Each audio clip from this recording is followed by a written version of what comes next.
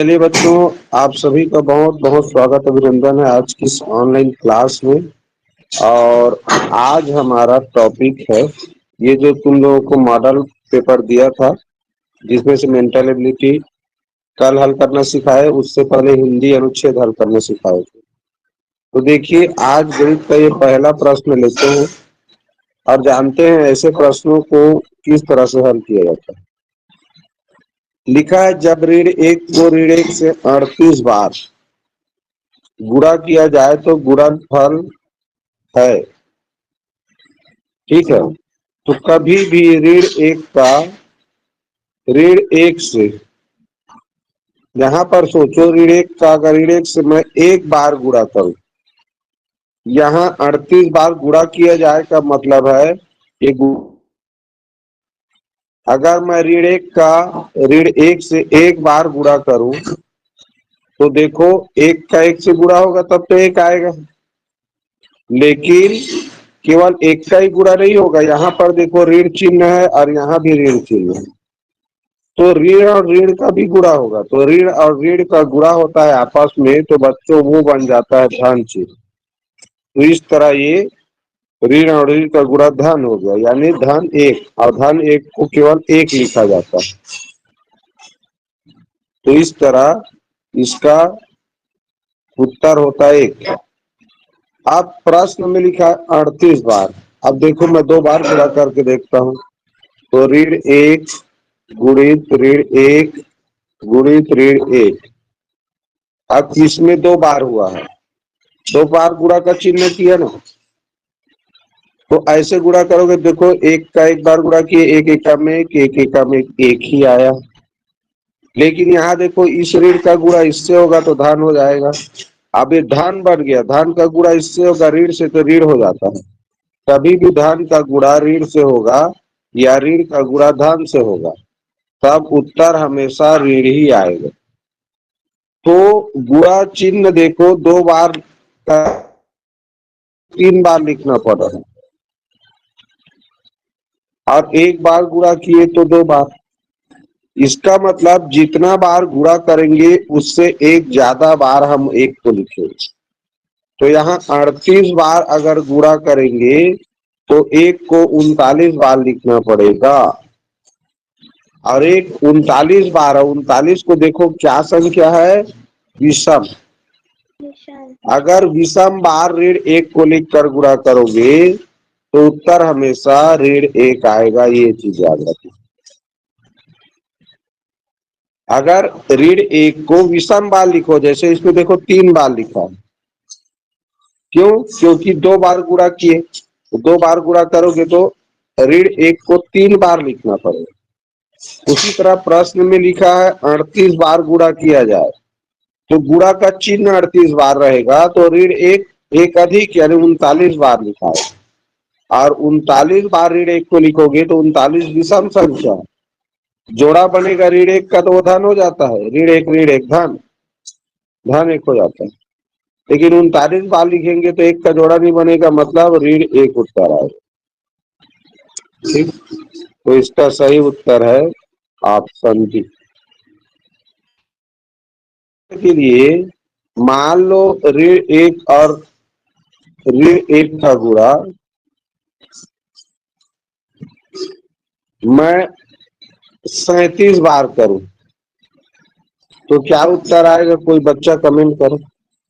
+1। 37 क्या उत्तर आएगा ऋण एक से गुणा? क्या? +1। हाँ, वन एक उत्तर आएगा, बिल्कुल सही जवाब। 37 बार गुणा करेंगे तो ऋण एक को हमको 38 बार लिखना पड़ेगा। गुणा 37 बार होगा तो ऋण एक 38 बार लिखाएगा, और 38 एक सम संख्या है, तो सम संख्या बार अगर एक को लिखना पड़ा तो उत्तर एक ही आएगा। अगर यही पर मान लो 100 बार कहता, 100 बार गुणा किया जाए तो क्या उत्तर आता है? -1। बिल्कुल सही, क्योंकि 100 बार गुणा करेंगे तो एक को 101 बार लिखना पड़ेगा। 101 विषम संख्या हो गया, तो विषम संख्या बार 1 को लिखोगे तो -1 हो। चलो तो अब ऋण 1 का कितना बार भी गुणा करो करके दिया हो सब। चलिए, ये प्रश्न सरलीकरण का प्रश्न है बच्चों, जो टॉपिक हमारा चल रहा था। ठीक, तो सरलीकरण का प्रश्न मैं तुम लोगों को बताया था बोडमास का नियम कि पहले कोष्टक दिया हो तो कोष्टक के अंदर को पहले हल करते हैं। याद रखो बच्चों, बार बार मैं बता रहा हूँ, कोष्ट सबसे जो छोटा हो कोष्टक होता है उसके अंदर होता है रेखा कोष्टक। क्या कोष्टक होता है? रेखा कोष्टक।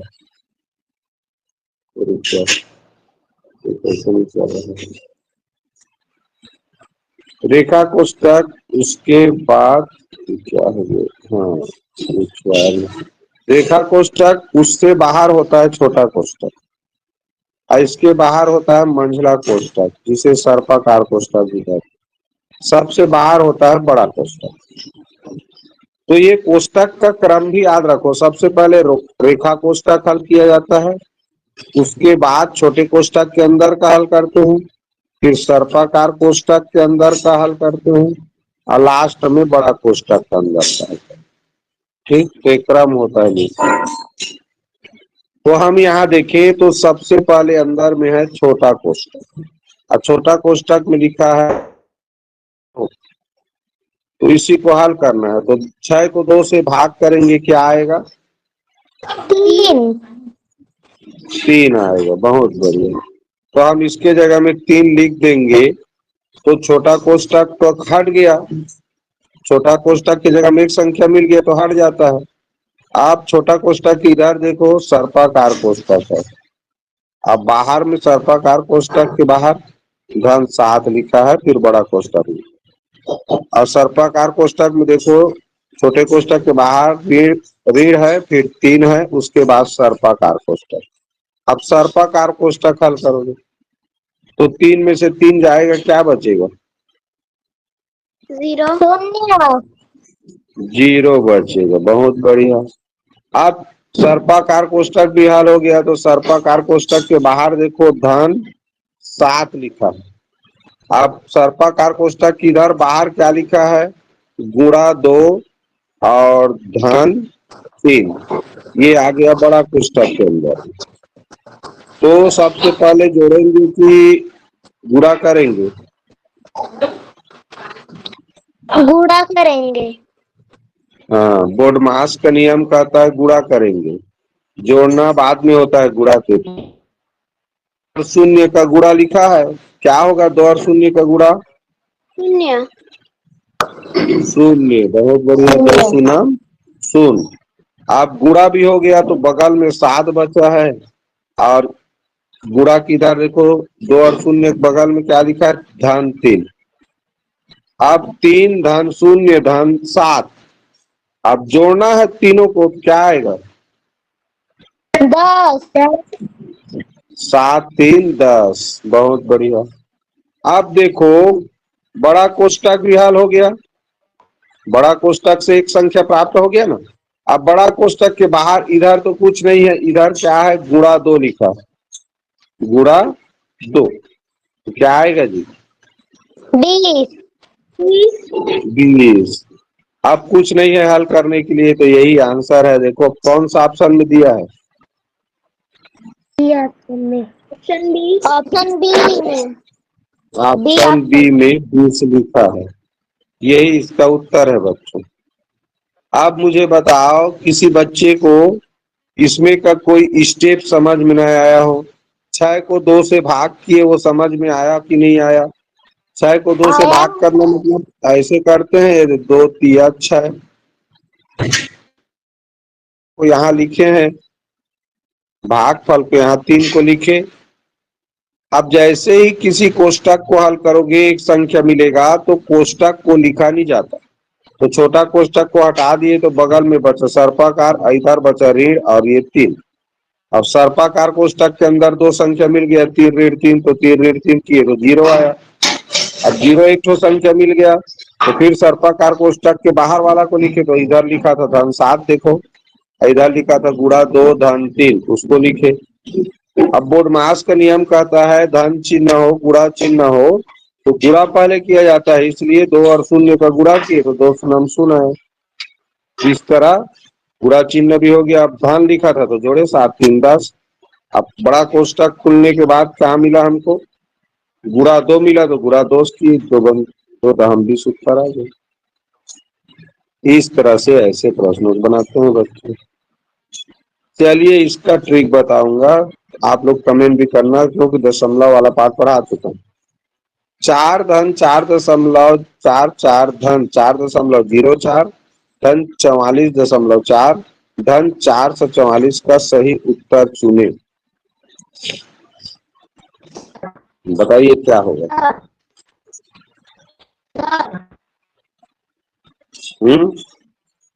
कौन सा ऑप्शन होगा?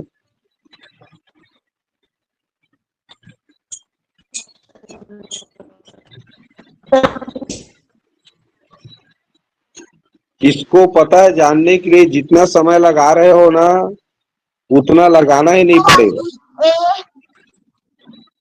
ऑप्शन ए बिल्कुल सही है, लेकिन तुम लोग लिख के जोड़े हो। ऑप्शन नंबर डी भी बोल रहे हैं कई लोग। चलो ध्यान से देखो, माइक बंद कर दो, तुम लोगों को तरीका बता रहा हूं। मुझे ये बताओ, अगर मैं 312 और 14 को जोड़ूं तो कौन से स्थान के अंक को सबसे पहले जोड़ूंगा? स्थान का नाम बताओ। इकाई को पहले जोड़ूंगा क्योंकि इकाई सबसे छोटा स्थान है, यही से शुरू होता है। यहाँ से ये जो संख्या लिखा है इसमें सबसे छोटा स्थान इकाई है, इसीलिए मैं इकाई से जोड़ना शुरू किया। अगर मान लो लिखा रहेगा 12 धन 15., कहाँ से जोड़ना शुरू करूंगा? इकाई से। इकाई से। गलत, क्योंकि 12 और 15.6 में सबसे छोटा स्थान 10वें है। इकाई छोटा स्थान नहीं है, यहाँ 10वें छोटा स्थान है, तो 10वें से जोड़ना शुरू करूंगा। यही चीज तुम लोगों को जानना है। तुम लोग हर जगह इकाई ही छोटा है बोलते हो, अरे 10 इकाई से तो छोटा 10वें है। सबसे छोटे स्थान से जोड़ा जाता है। इसको लिखूंगा तो कैसे लिखूंगा? 12 लिखूंगा और फिर 15.6। अब 0.6 है, जबकि इसमें दशमलव बाद कुछ नहीं है तो 0 लगाएंगे। ये तो 10वें को पहले जोड़ूंगा मैं, 10वें स्थान में 6 है और 0 है तो 6 आएगा, फिर दशमलव लगाऊंगा, फिर 5 और 2 इकाई को उसके बाद जोड़ूंगा, 7, 1 और 1 2, 2.5। तो सबसे पहले सबसे छोटे स्थान को जोड़ा जाता है। एक और उदाहरण दे रहा हूं।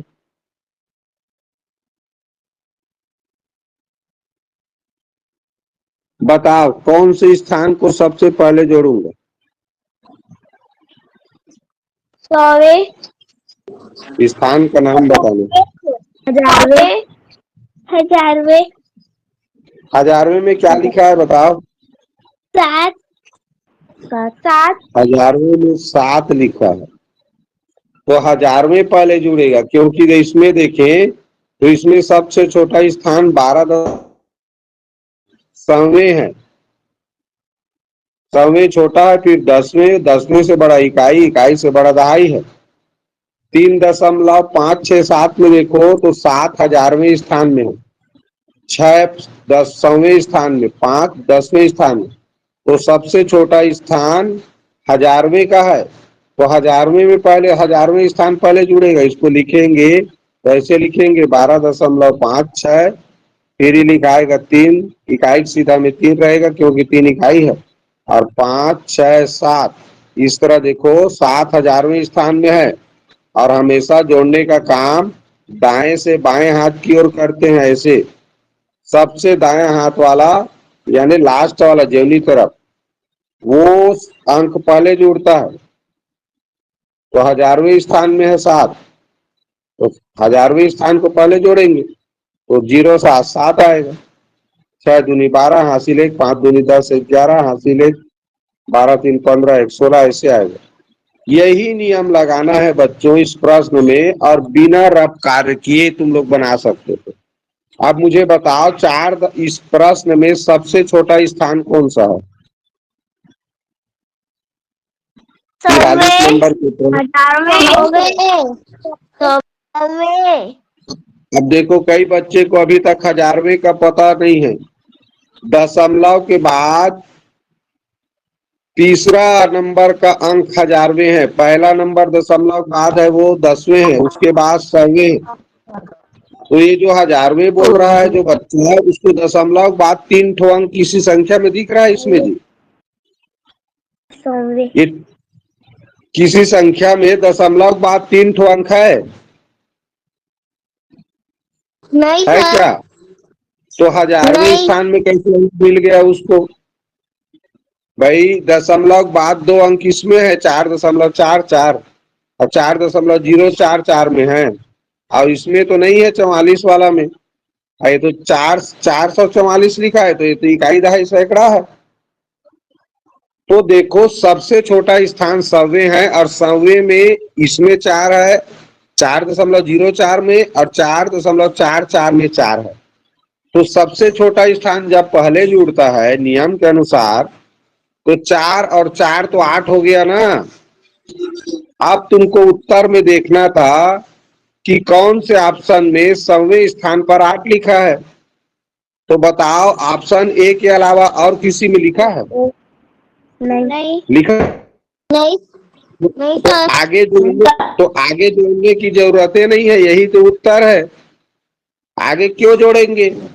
हम तो पहला स्थान जोड़े, सबसे छोटा स्थान को जोड़ा जाता है पहले, याद रखो अच्छे से।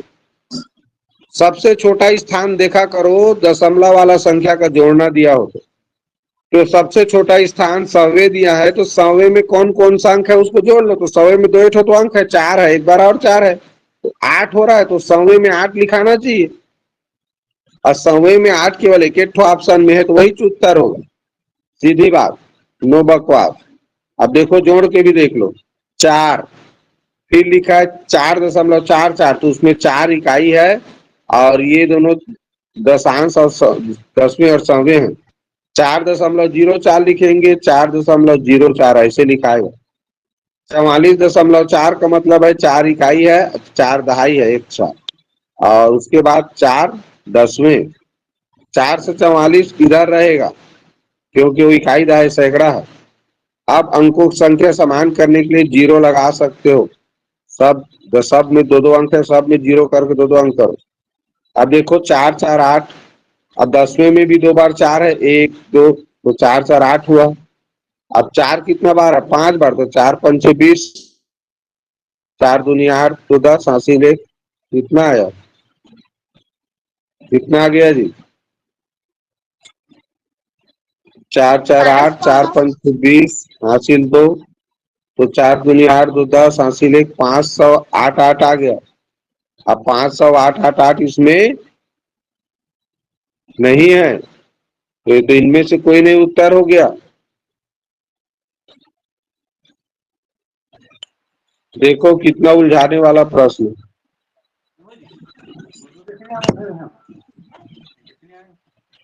इसका मतलब जोड़ के देखना पड़ गया। 8 8 तो चलो इसको देख के कर लेते, लेकिन ये तो उलझा दिया। तो उत्तर हो गया इनमें से कोई नहीं। कुल मिला के ऐसे प्रश्नों को जोड़ के देख लेना ठीक है, कभी कभी ट्रिक भी नहीं काम आ रहा है। क्या समझे इस प्रश्न से कि ऐसे प्रश्न आए हैं तो उनको जोड़ के देख ही लो। हो सकता है कब देखोगे जोड़ के, अगर इनमें से कोई नहीं दिया रहेगा तब। अगर संख्या दिया है तो ये इकाई वाला नहीं, सबसे छोटा स्थान के अंकों को जोड़ के देखने वाला ट्रिक बढ़िया है, लेकिन इनमें से कोई नहीं भी दी तो सही उत्तर ना हो तीनों। ठीक, चलो अब प्रतिशत का तो आना नहीं है, तो ये बताओ एक साधारण वर्ष में कुल कितने सप्ताह होते हैं? सर बताओ जी। Option number C. 52 सप्ताह। Number C. Sir number B sir. बिल्कुल। ऑप्शन चलो नंबर बी। चलो बच्चों ध्यान क्वेश्चन दो। Number D.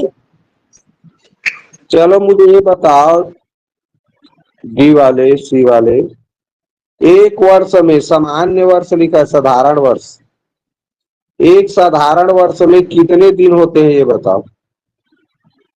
365 दिन। साधारण वर्ष में 365 दिन होता है, ठीक। तो ये साधारण दिन, साधारण वर्ष के अलावा और कुछ वर्ष होता है? वर्ष दो प्रकार का होता है क्या? और क्या वर्ष होता है साधारण वर्ष के अलावा बताओ, किसी बच्चे को पता हो तो बच्चों वर्ष। होता है। हाँ, लीप वर्ष। लीप वर्ष होता है। देखो, दो प्रकार का वर्ष पढ़ोगे गणित में, एक साधारण वर्ष, सामान्य वर्ष जिसको बोलते हैं नॉर्मल, वो 365 दिन का होता है, और एक होता है लीप वर्ष। लीप वर्ष बच्चों ये 366 दिन का होता है। लीप वर्ष में जो फरवरी का माह होता है ना, वो 29 दिन का रहता है, और साधारण वर्ष में फरवरी 28 दिन का होता है। इसी चीज का याद रखिए, साधारण वर्ष में फरवरी का महीना 28 दिन का रहता है, लीप वर्ष में फरवरी का महीना 29 दिन का रहता है। अब एक दिन बढ़ गया ना, इसीलिए 365 से 366 हो जाता है। तो दो प्रकार का वर्ष, और एक होता है लीप शताब्दी वर्ष होता है। लीप लीप शताब्दी वर्ष, शताब्दी वर्ष होता है, ठीक। तो चलिए, सामान्य वर्ष लीप वर्ष में कितने सप्ताह होते हैं कैसे जानेंगे? तो हम देखें, 365 दिन होता है, 7 से भाग करेंगे, क्योंकि एक सप्ताह में 7 दिन होता है। तो 7 से भाग करना माने सप्ताह बनाना होता है। तो अगर इसको भाग करें तो 7 5 6 35,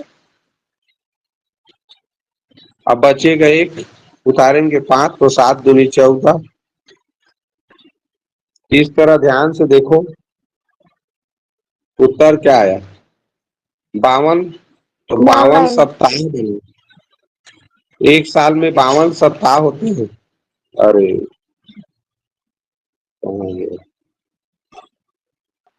तो एक साल में, अरे अभी कौन कमेंट करने के लिए तुमको बोला भाई? कौन कमेंट करने के लिए बोला? पढ़ा रहे हैं कि क्या कर रहे हैं? कमेंट का काम तो कब का खत्म हो गया। तो इस तरह ये हमारा लास्ट में क्या बचा? एक बचा। तो ये 52 सप्ताह और एक दिन होता है एक वर्ष में। अब मान लो ये 66 हो जाता तो 2 दिन बच जाता शेष फल, और क्या। तो इस तरह लीप वर्ष में 52 सप्ताह और 2 दिन होता है, और सामान्य वर्ष सप्ताह और एक दिन होता है। इस चीज को याद रखें। समझ गए? 58 52 53 54 वाले। साधारण वर्ष में 52 सप्ताह और एक दिन होता है, लीप वर्ष में 52 सप्ताह और 2 दिन होता है, एक दिन ज्यादा रहता है उसमें, ठीक।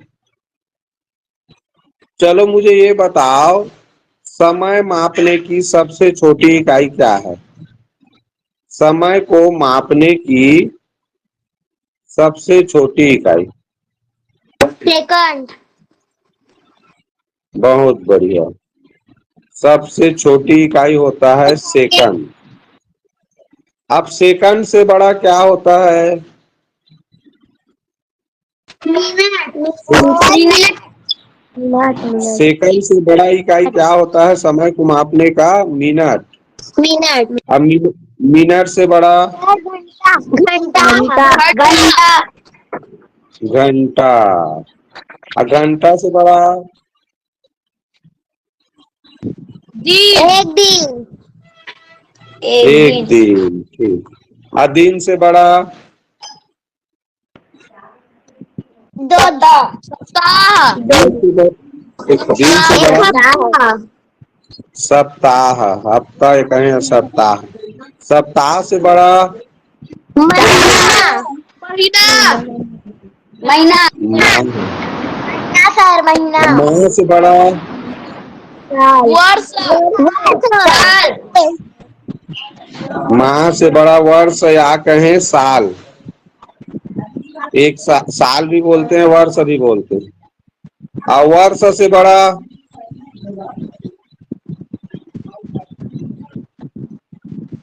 वर्ष से बड़ा किसी? हाँ। शताब्दी।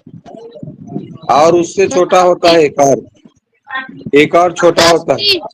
सन। दस। दशक होता है, दशक। 10 वर्ष का एक दशक होता है।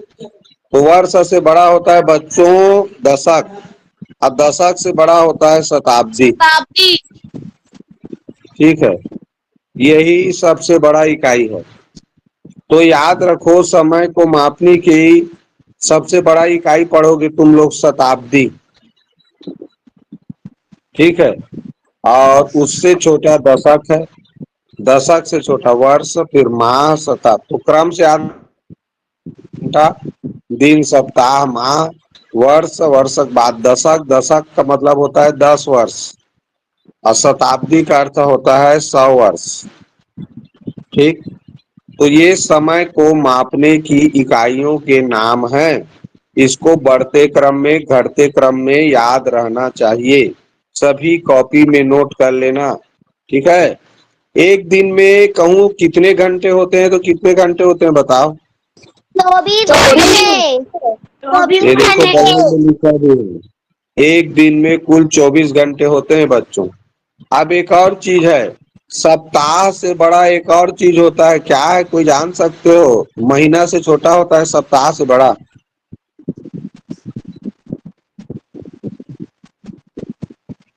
पखवाड़ा। पखवाड़ा, एक नंबर।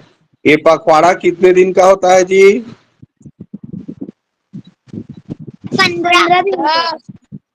15 दिन का होता है।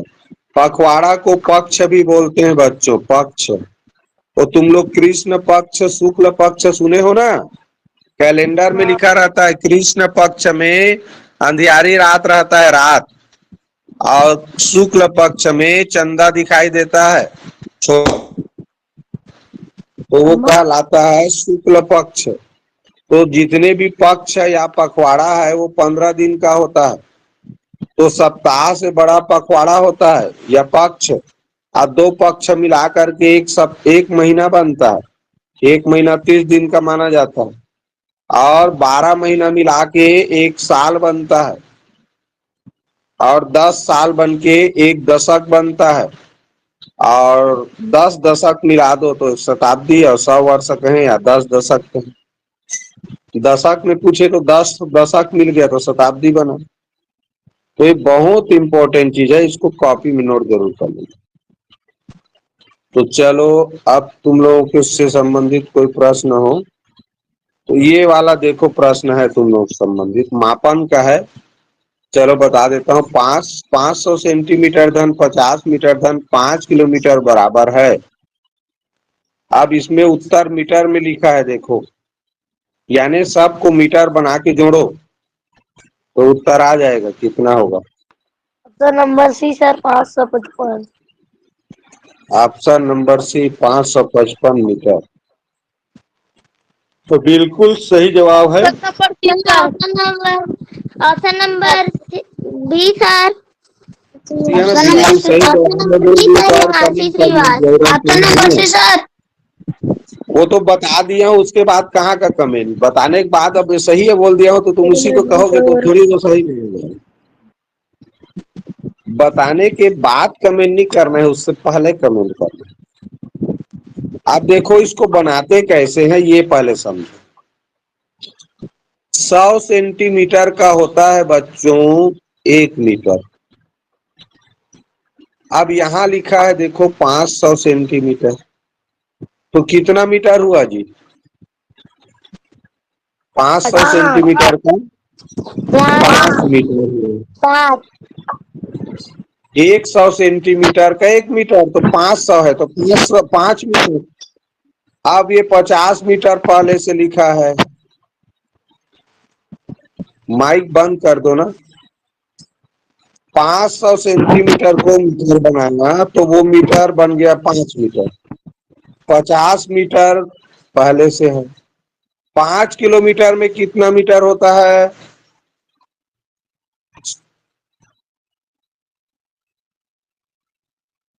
किलो माने होता है 1000, तो किलो माने 1000 पढ़ोगे तो 5 किलो को पढ़ोगे 5000, तो ये 5000 मीटर होता है। अरे किलो का मायने ही होता है 1000, 1000, तो 5 का 1000 से गुणा करोगे तो 5000 नहीं होगा? या किलो के जगह में तुम 1000 पढ़ो, 5 किलोमीटर पढ़ने के बजाय 5000 मीटर पढ़ो उसको, तो ये होता है 5000 मीटर 5 किलोमीटर में। बस इसको जोड़ना था। तो 5 इकाई में 5 है, दहाई में 5 है, सैकड़ा में 0 है, 1000 में 5, तो 5055 मीटर आया जोड़ने पर, जो कि ऑप्शन सी में दिया हुआ। तो देखना रहता है जब भी ऐसा प्रश्न आए तो इसमें ऑप्शन किस में लिखा। क्या कोई बच्चा इसको ये बता सकता है कि इसमें कुल कितना सेंटीमीटर होगा? कुल सेंटीमीटर में बदलो, कौन जवाब दे सकते? 500 सेंटीमीटर 50 मीटर धन 5 किलोमीटर कितने सेंटीमीटर के बराबर होगा? अब देखो लंबा हो गया। 5,05,500 सेंटीमीटर। गलत। और किसी के पास? चलो कठिन प्रश्न है, मापन में आऊंगा तभी समझोगे। सर 50 लाख। आप लाइन वाले बच्चे जुड़े होंगे ना तो वो लोग जान सकते। हाँ बोलो। 50 लाख सर 50 लाख। 50 लाख। चलो मतलब पता नहीं है कुल मिला के। जवाब पटांग आ रहा है मतलब नहीं जान रहे हो, तो उसको नहीं जान रहा हूँ करके बोलो, अभी बताओगे। चलो अब बढ़िया ध्यान से सुनो। 500 सेंटीमीटर ये तो लिखा हुआ है। 500 सेंटीमीटर को सेंटीमीटर बनाने की आवश्यकता ही नहीं। 50 मीटर, तो 50 मीटर 1 मीटर में 100 सेंटीमीटर होता है, तो 50 मीटर में 50 बार 100 होगा, तो इसका मतलब ये 5000 हो गया। मीटर को सेंटीमीटर बनाने के लिए 100 से गुणा करते हैं, तो 50 गुणित 100 यानी 5000, तो इस तरह हो गया ये 5000 सेंटीमीटर। अब 5 किलोमीटर को बनाना है। 5 किलोमीटर माने बताया तुम लोगों को मैं 5000 मीटर। 5 किलोमीटर को पहले मीटर बनाएंगे, अब मीटर को सेंटीमीटर बनाना है तो 100 से गुणा, तो ये बन गया 5 लाख सेंटीमीटर। तो अब इसमें 5 लाख को जोड़ेंगे ऐसे। अब जोड़ेंगे तो क्या आएगा देखते हैं। तो 5,05,500 सेंटीमीटर उत्तर होगा। सर मैं इतना ही बोला था। 5 लाख। कई लोगों का स्पष्ट उत्तर नहीं आया था, या तो मुझे आवाज सुनाई नहीं दिया था क्लियर। यही सही उत्तर है 5,05,500। अगर सही उत्तर दिए थे तो बिल्कुल बहुत बढ़िया बात है, मतलब जोड़ना सीख गए हो, अच्छी बात है। सर मैं ठीक, कैसे किया तो था ऐसे सर? सेंटीमीटर बनने के। हाँ बोलो जी। सर मैं ऑप्शन नंबर सी हम्म, में है ना, उसमें 2 जीरो डाल दिया और बोल दिया। हाँ ये भी देखो बहुत बढ़िया तरीका किया। अब ये 5055 मीटर आएगा, ये तो तय था। यहां से तो जोड़ ली। अब मीटर को सेंटीमीटर बनाना है तो 100 से बस गुणा करना है। तो ये 100 से गुणा करना बिल्कुल सरल है भाई। 100 से गुणा करना माने बगल में 2 जीरो लगा दो। जिसका 100 से गुणा करना है उसके बगल में 2 जीरो लगा दो तो ये बन जाता है। फिर कॉमा लगा लो। अब देखो, 1000 में लिखा है 5, लाख की जगह में 5, 100 की जगह में 5, तो 5,05,500 उत्तर आ गया। अभी सेंटीमीटर मापन पढ़ाएंगे उस समय और अच्छे से जान जाओ। चलो देखते हैं इसमें और तुम लोग लाइक कोई क्वेश्चन हो तो टॉपिक पढ़ा लिए हो। चलो, एक संदूक की प्रत्येक कोर 3 मीटर लंबी है तो इसका आयतन कितना होगा?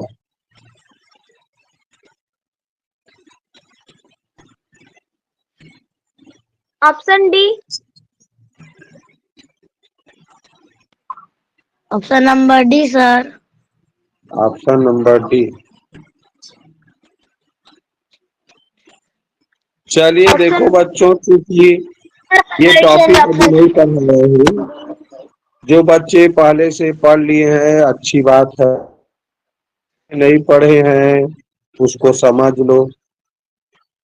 एक संदूक मान लो, देखो यहाँ मैं एक चित्र बनाया हूं, वो संदूक है। संदूक माने बक्सा।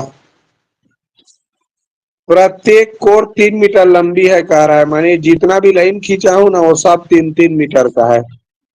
तो इसमें कुल 12 ठो लाइन खींचा हुआ है, यानी कोर की संख्या 12 ठो रहता है बक्सा में। तो इसका आयतन पूछ रहा है, तो आयतन बराबर होता है बच्चों, एक जितना कोर है उसका 3 बार गुणा कर दो। लंबाई भी 3 है, चौड़ाई भी 3 है और ऊंचाई भी 3 है। आयतन बराबर होता है बच्चों लंबाई गुणी चौड़ाई गुणी ऊंचाई। तो बक्से का कोर का लंबाई 3 मीटर लिखा है, इसका मतलब उसका लंबाई भी 3 मीटर है, चौड़ाई भी 3 मीटर है और ऊंचाई भी 3 मीटर है। तो और ये लिखाता है घन मीटर। मीटर लिखा है तो घन मीटर लिखा है। अब इसका गुणा करोगे 3 तिया 9, 9 का गुणा आगे तो 9 तिया ऑप्शन 27। Number B sir. तो इस तरह ऑप्शन नंबर बी इसका सही उत्तर। Option number B sir. ठीक, पढ़ाने के बाद बताने के बाद कमेंट नहीं किया जाता। अभी मैं तुम लोग मैंने ऑप्शन भी को कहे थे कमेंट सर करना था पल्लवी। तो पहले कर रहे थे। ये ऑप्शन भी कही 27 थी सर। जन सेंटीमीटर, मैंने कही थी समझ सर गए? पल्लवी से अरे तो फिर पढ़ाते समय मत कमेंट करो, कहता हूँ तो भी क्यों करते हो ये समझ नहीं है। अब समझा रहा हूँ, समझाने दो ना भगवान लोग। जो कमेंट किए हो पहले से उसको बधाई हो, बोल तो रहा हूँ जी, वो बहुत अच्छी बात है वो बच्चे के लिए कि बिना समझाए याद है, उसको पता है, तरीका सीख गया है। इस टॉपिक में आया नहीं है, जब टॉपिक में आएंगे बच्चों को बताएंगे। ये सर। टॉपिक में भी ऑप्शन नहीं नंबर पढ़ाएंगे, सी है फिर भी मानसी बता देते हैं। श्रीवास। क्या आएगा इसका ऑप्शन नंबर सी। सी। बढ़िया कठिन प्रश्न है रहने को। ये एक आयत है कह रहा है, इसको बोलते हैं आयत। ठीक, आमने सामने एक भुजा बराबर। तो ये 16 सेंटीमीटर है, ये 8 option sorry number 8 D sir. Centimetre. चलो ठीक है, देख लेते हैं। पहले देखो सुनो, अभी अपना बना के रखो कितना है। तो एक आयत की लंबाई 16, चौड़ाई 8 है। यदि वर्ग का क्षेत्रफल, एक वर्ग भी बनाना है, यहाँ एक वर्ग बना लिए, वर्ग के चारों भुजा समान होते हैं। का क्षेत्रफल आयत के क्षेत्रफल से तो गुना है। तो आयत का क्षेत्रफल जानना है, क्या करेंगे, लंबाई चौड़ाई का गुणा। तो ये 16 अट्ठे होता है 128 वर्ग क्या है सेंटीमीटर। तो आयत का क्षेत्रफल हो गया, लंबाई गुणित चौड़ाई कर दिए तो 128। अब लिखा है वर्ग का क्षेत्रफल आयत के क्षेत्रफल से दो गुना, तो 128 का दो गुना हो जाएगा 256। इसका मतलब वर्ग का क्षेत्रफल 256 है। तो वर्ग की भुजा कह रहा है, तो वर्ग की भुजा बराबर होता है बच्चों वर्ग का क्षेत्रफल का वर्गमूल।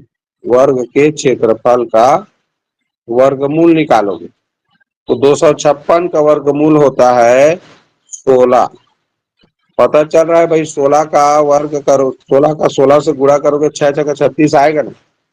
और बाकी किसी ऑप्शन में को करोगे तो 12 का तो 4 आएगा इकाई में, 8 का 8 अट्ठे 64 4 आएगा, 8 में भी 64 4 आएगा। यहाँ 256 का वर्गमूल ऐसा संख्या होगा जिसका वर्ग संख्या इकाई में 6 हो।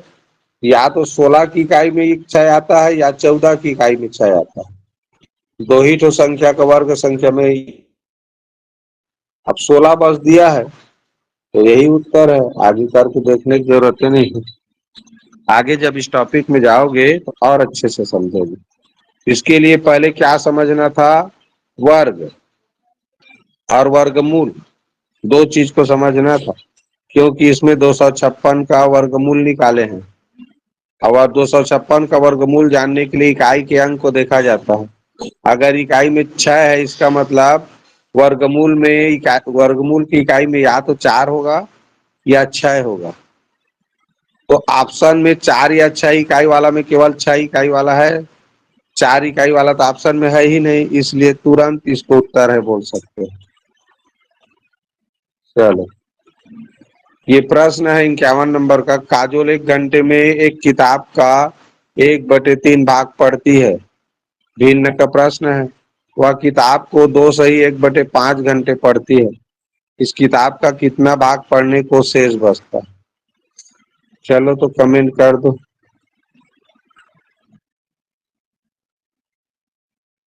ज्यादा काम नहीं है इसमें भी। चलो कठिन प्रश्न है, बताओ। Option number B. चलो भाई और कमेंट कर लो 2-4 लोग। Number 3 sir. Option number Vedant क्या बोला? सी। तुमने सी बोला, ठीक। चलो नंबर डी सर। चलो ठीक है भाई, चलिए हल करके बताता हूँ, ध्यान दो। ऑप्शन नंबर सी देखो बच्चों, कभी भी यहाँ लिखा है किताब 1 घंटे में एक किताब का 1/3, एक ही नियम वाला प्रश्न से बन जाता है। 1 घंटे में 1/3 पढ़ता है, तो 2 सही 1/5 को विषम भिन्न बनाएंगे तो 2 पंचे 10, 10 1 11, यानी 11/5 हो जाएंगे। तो 11/5 घंटा में ज्यादा पड़ेगा ना 1/3 से, तो 1/3 के साथ गुणा होगा 11/5 का, तो ये बन जाएगा 11 1 कम 11 अब 5 3 15, यानी 11/15 भाग वो पढ़ लेगी। 11/5 घंटे में वो 11/15 भाग पढ़ेगी। अब पूछ रहा है बचा कितना है, तो कितना भाग बचा? अब इतना में तो तुम लोगों को भिन्न पढ़े हो तो समझा दिया हूं मैं। 11/15 पढ़ ली तो बचा कितना इसमें अब? 4/15। हाँ बिल्कुल सही, ऑप्शन सी तो उत्तर है। इसका मतलब है बच्चों 15 में से 11 भाग पढ़ लिया हो, तो 15 में से 11 पढ़ लिया तो 4 तो बचा है ना। 15 में से 11 भाग को पढ़ लिया, 11/15 का मतलब है 15 में से 11 पढ़ लिया, तो 4/15 बचा है। और क्या है? ऑप्शन सी बिल्कुल सही उत्तर।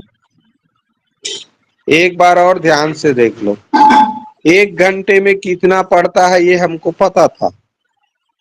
अब 2 सही 1/5 घंटे में कितना पढ़ा ये नहीं पता था। तो हमेशा 1 घंटे में कितना पड़ता है उससे आगे का जानना है कि और घंटा दिया है तो उससे गुणा किया जाता है। तो 2 सही 1/5 को पहले विषम भिन्न बनाए, सही बटा को तोड़ना जरूरी है। तो 2 पंचे 10, सही का गुणा ये हर से करते हैं और अंश को जोड़ते हैं, क्योंकि अंश शेष फल होता है। तो इस तरह 11/15 5 उत्तर क्या आया, 5 उत्तर आया ये। अब 11/5 उत्तर आया। अब उसमें इससे गुणा करेंगे फिर 1/3 से, तो 11/15 आया। अब 11/15 भाग तो उसने पढ़ लिया, इसका मतलब है 15 में से 11, 11/15 पढ़ने का अर्थ है 15 भाग में से 11 भाग को पढ़ लिया, तो 4 भाग बचा है 15 में से, 15 में से 4 भाग बचा, यही उत्तर है। भिन्न वाला पाठ में अच्छे समझाया था। ठीक, देखो ये वाला क्षेत्रफल वाला एक कमरा 12 मीटर लंबा 8 मीटर चौड़ा है। मान लो एक कमरा है ये, ठीक। अब ये 12 मीटर लंबा है 8 मीटर चौड़ा। कहता है 2 मीटर भुजा के वर्गाकार पत्थर के कितने टुकड़े लगेंगे। तो इसका सीधा सीधा रहता है बच्चों, 12 गुणित 8 करो और 2 मीटर भुजा वाला वर्गाकार पत्थर लगाने के नीचे में 2 गुणित 2 रहेगा। मैं सीधा बाहर करूंगा जिसका भी माइक ऑन है। पहले मुझे बताओ तो जी, कौन माइक ऑन करके शोर कर रहा है?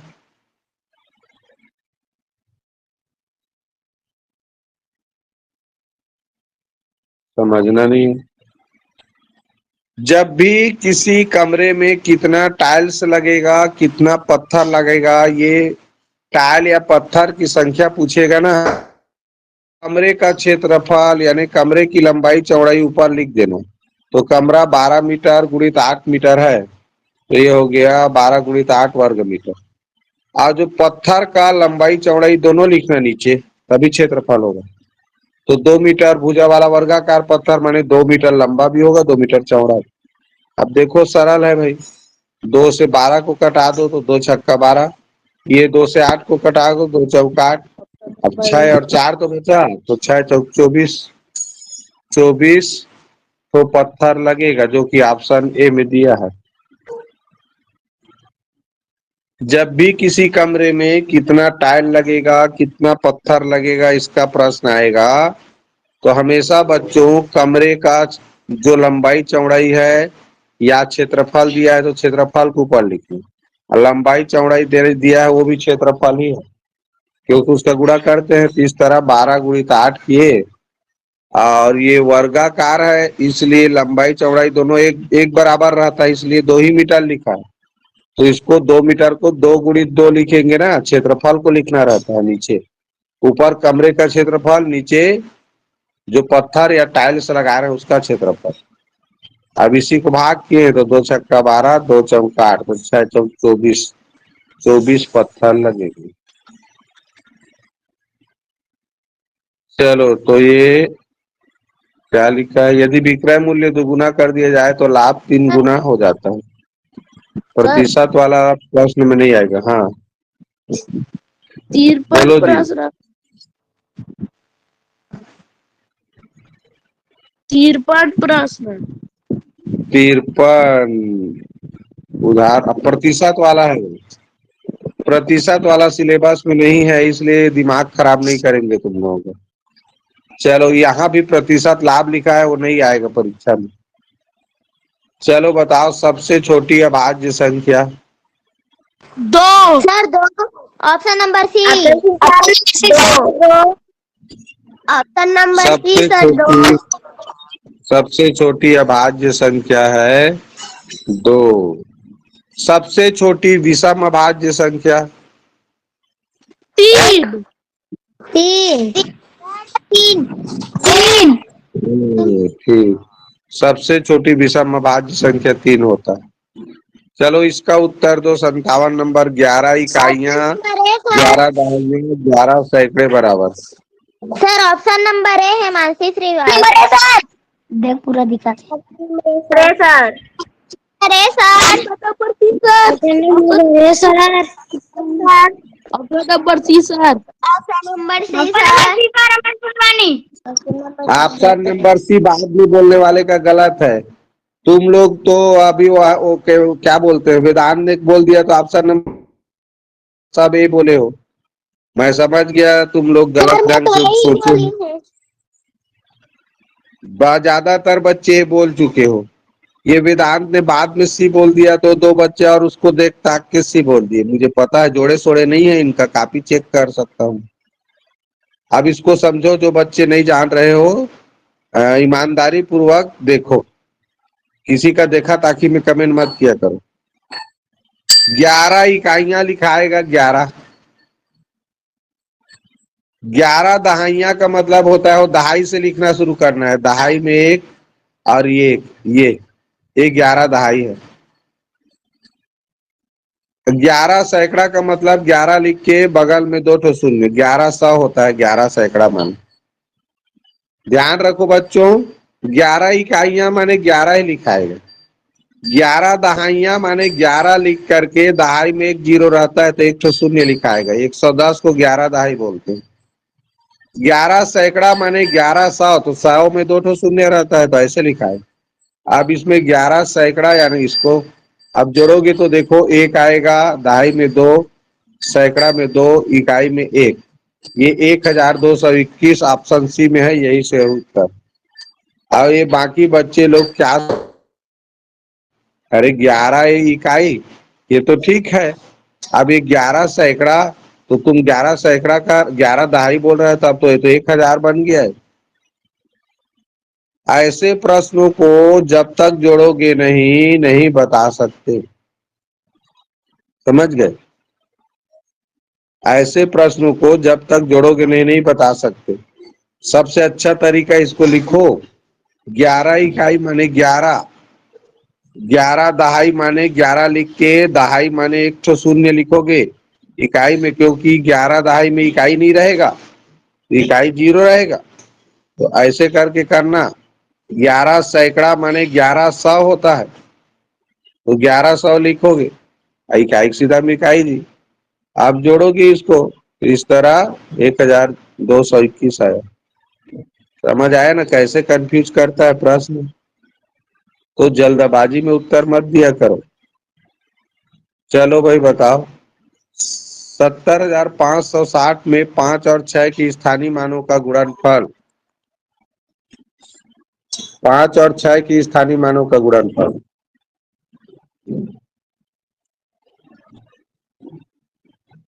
कमेंट करो। वेदांत तुम बाद में कमेंट करना।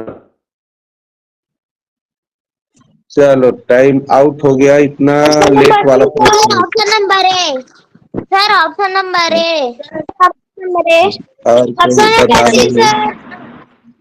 Option number C. सर मैं कमेंट हाँ, option number C sir. Option number C sir. Option number C. चलिए टाइम आउट हो गया कमेंट। ध्यान दो। चलो बताओ इसमें 5 का स्थानीय मान कितना है? 500। इकाई दहाई सैकड़ा में है 5, तो 500 होगा। और 6 का स्थानीय मान 60। दहाई में लिखा है 6, 6 दहाई माने 60, 6 दहाई लिखा है माने 60। अब इसी का गुणा करना था, एकदम सरल है। दोनों तरफ कुल मिला के 3 ठो शून्य है तो 3 ठो शून्य आएगा ही। शून्य का गुणा नहीं किया जाता। इधर 2 ठो शून्य है, इधर 1 ठो शून्य है, तो शून्य को गिन के लिख दो। अब 6 और 5 ही बचा, शून्य को तो उतार दिए। 6 5 36 गुणनफल ज्ञात करने के लिए बोला था।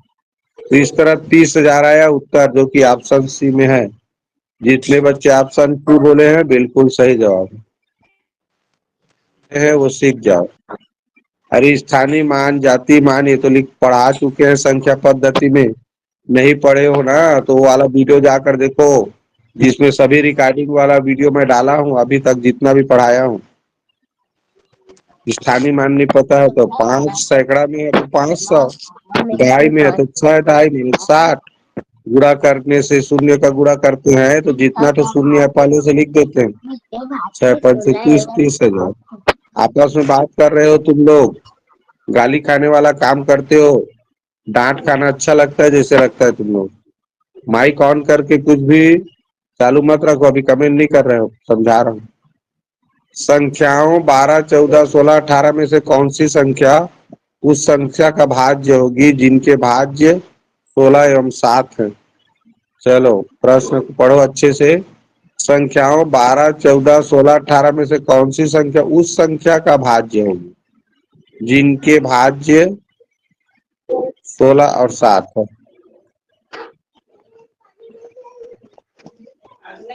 बताओ। Option number C sir.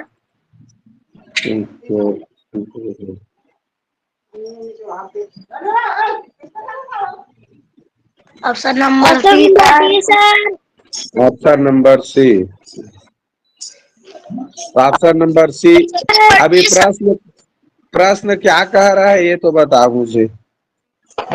सी उत्तर कैसे हुआ?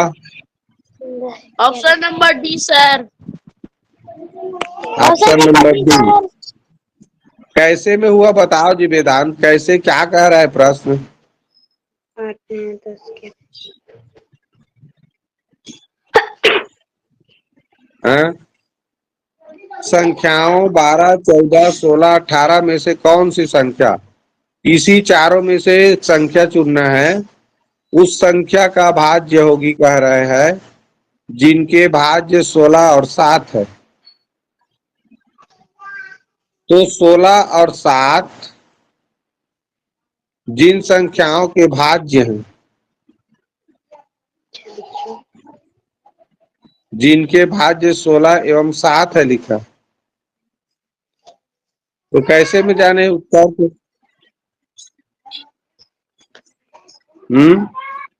बोलो। 5 उस संख्या का भाज्य होगी जिनके भाज्य 16 एवं 7 है।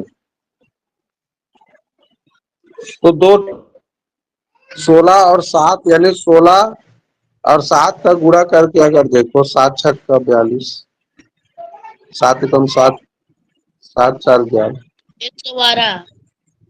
तो 112 इसमें से किसके पहाड़ा में आता है? चलो क्लास यहीं पर आज समाप्त करते हैं।